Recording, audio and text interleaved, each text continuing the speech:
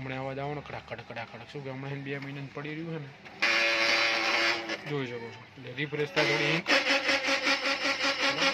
કેવું રિઝલ્ટ રહે કમ્પ્લીટ કરીને પછી તમને બતાવી અને આ ટ્રે છે એનું પીવીસી કાર્ડ છાપવાની અને તમે કેસેટમાં ઉપર એનું છાપી શકો જે આપણે ડીવીડી કેસેટ આવે ને એનું અને આ રહીને 2 પીવીસી કાર્ડ તમે આની અંદર પ્રિન્ટ કરી શકો। હેલો દોસ્તો, તો ફરી સ્વાગત છે રીઓપનિંગના બીજા દિવસે બરાબર। તો લેપટોપ લાવી નાખ્યું છે અને આ બધું હજુ ક્લિનિંગ કરવાનું થોડું બાકી છે।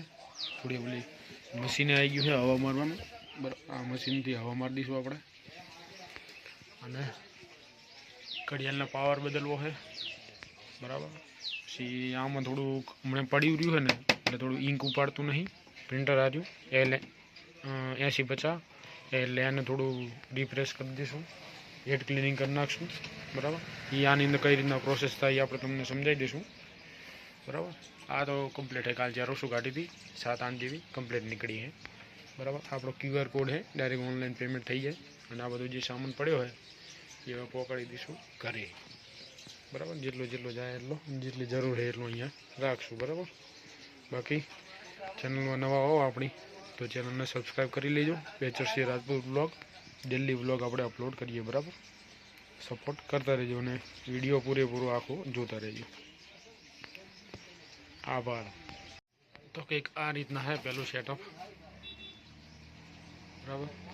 લેપટોપ કમ્પ્લીટ થઈ ગયું છે ચાનું, પણ પ્રિન્ટરમાં પ્રોબ્લેમ છે, જોઈ શકો છો આ એરર આવે છે, કદાચ રિફ્રેશની એરર હોઈ શકે તો આપણે એને એકદમ દબાઈ દઈએ શું થાય આગળ જોઈ શકો છો કમ્પ્લીટ થઈ ગયું છે। પછી આ રીતે અહીંથી આ નીકળી જાય આમ ઝેરોક્સનું પેજ આવે એ લેવા માટે બરાબર। અને આ ટ્રે છે એનું પીવીસી કાર્ડ છાપવાની અને તમે કેસેટમાં ઉપર એનું છાપી શકો જે આપણે ડીવીડી કેસેટ આવે ને એનું અને આ રહીને 2 પીવીસી કાર્ડ તમે આની અંદર પ્રિન્ટ કરી શકો બરાબર। એ રીતનું છે અંદર કંઈક આ રીતના સેટઅપ છે, આ વેડ છે, અહીંયા ઇંક છે આવો અને આ રીતનું કંઈક સેટઅપ છે। એ લેવા માટે અહીંથી આમ કરો ઓપન આવી અને આવી રીતના ટ્રે ખુલી જાય છે, જોઈ લઈએ હાલ હા। તો એક બીજું પીએફનું કામ આવી ગયું હતું તો પીએફનું કામ આપણે ચાલુ કરી દઈએ। પહેલાં જો અહીંથી વાઈફાઈ કનેક્ટ કરી નાખ્યું, આપણે મોબાઈલથી જ વાઈફાઈ વાપરીએ છીએ। હા હો રાજાબા, પીએફનું કામ ચાલુ કરી નાખીએ મજા આ રીતના એરર આવે છે, સર્વિસ નોટ અવેલેબલ કરીએ કે એડો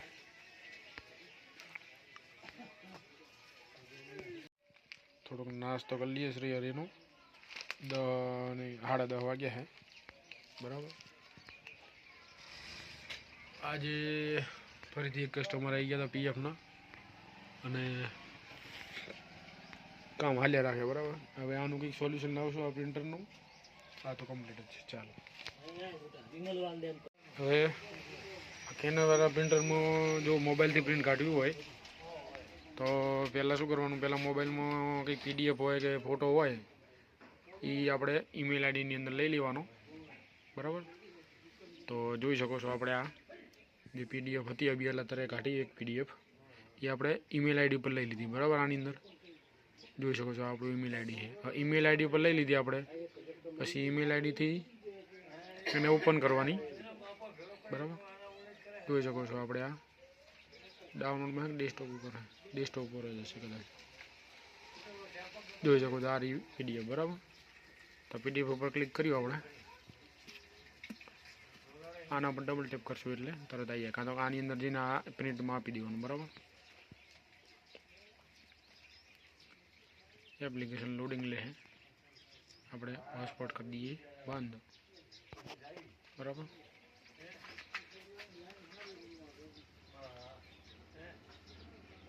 આ રીતના ખુલે છે જોયું, કદાચ ડાયરેક્ટ આની અંદર થઈને તમે જઈ શકો, ડેસ્કટોપ ઉપર જ પડી છે જોઈ શકો છો। આ ડેસ્કટોપ ઉપર જવાનું ડાયરેક્ટ આ ખુલી જાય બરાબર, જોઈ શકો છો આના પર જઈને ડાયરેક્ટ કંટ્રોલ પી આપો એટલે તમારી ઝેરોક્સ રેડી થઈ જાય. કંટ્રોલ પી આપી દેવાનું.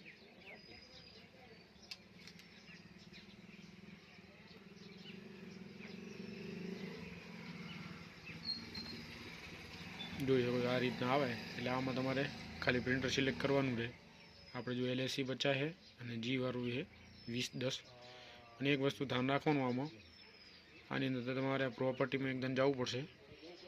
પ્રોપર્ટીમાં જઈને તમારે અહીંયા એક વસ્તુ ધ્યાન રાખવાનું કે ભાઈ પ્રિન્ટ ક્વોલિટી સ્ટાન્ડર્ડ હોવી જોઈએ અને આ બધું સેટિંગ તમારે જોઈ લેવાના. પ્લેન પેપર હોવું જોઈએ અને કોપી થવી પડે બ્લેકમાં, બરાબર?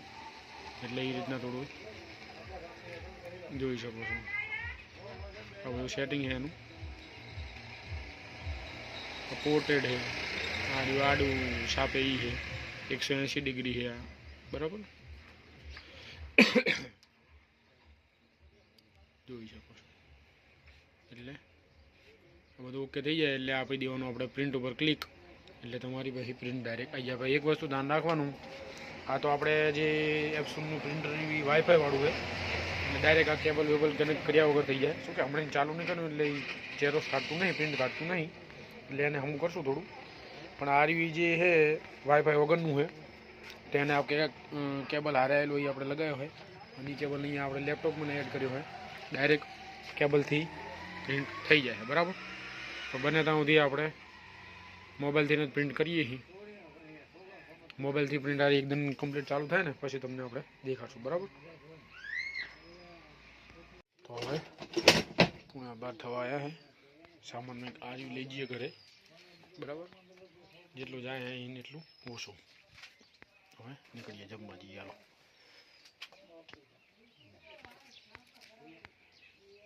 રીતના મૂકી દીધું હતું, અહીંયા બેસી જવાનું. બહુ છેટું મકાન નહીં એટલે વાંધો ના આવે. હા ને, મૂકી દઈએ ઘરે ઉપર મેળા પર મૂકી દઈશું. હવે વાઈફાઈનો જે ઓપ્શન અહીં બ્લિંક કરવાનો બંધ થઈ જાય એટલે કનેક્ટ થઈ જાય, બરાબર? ઓટોમેટિક આપણે વાઈફાઈ ડાયરેક્ટ કરેલું હોય એટલે જોઈ શકો છો આની અંદર જઈને, બરાબર? હવે જો પહેલી ટ્રાય કરીએ આપણે કેવી પ્રિન્ટ આવે છે તમને બતાવું.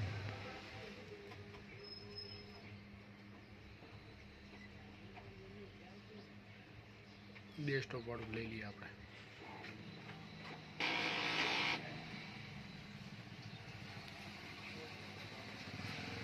અહીંયા જે પડ્યું છે ને એની પ્રિન્ટ આલું હું જોજો. તમે આનું કંઈ સોલ્યુશન હોય તો વળી થોડું કોમેન્ટ બોક્સમાં જણાવજો, બરાબર?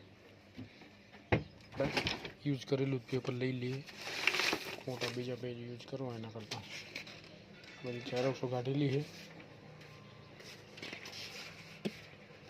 બી કામની જ છે, પડી હોય તો કામ આવે.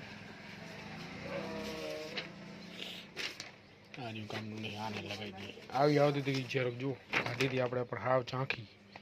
તો હવે ટ્રાય કરીએ ફરીથી. હલવાઈ ના જાય તો સારું શું કે આમ રાખ્યું ઊંધું કરીને.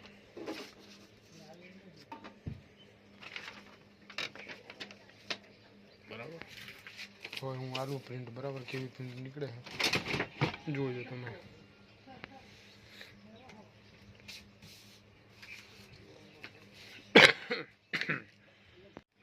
તો કંઈક આ રીતના પેજ ખુલશે અને જી સિરીઝ આપણે સિલેક્ટ કરી લીધું અને ડાયરેક્ટ આલી દઈએ પ્રિન્ટ, બરાબર?